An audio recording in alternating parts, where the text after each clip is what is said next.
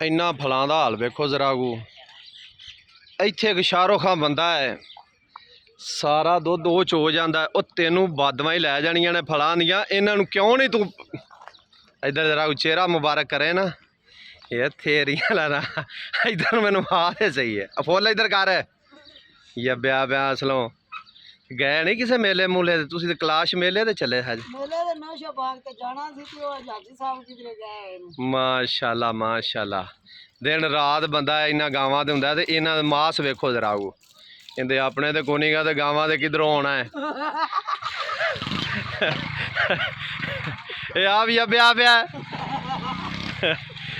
ਚੰਗੀਆਂ ਸਾਂਭੀਆਂ ਸੂ। ਇਹ ਚੌਧਰੀ ਹਫੀਜ਼ੁੱਲਾ ਵਿਰਕ ਸਾਹਿਬ ਦੀਆਂ ਗਾਵਾਂ ਨੇ। ਵੰਡ ਵਾਲੀ ਧਸ ਕੱਢ ਛੱਡਦੇ ਨੇ।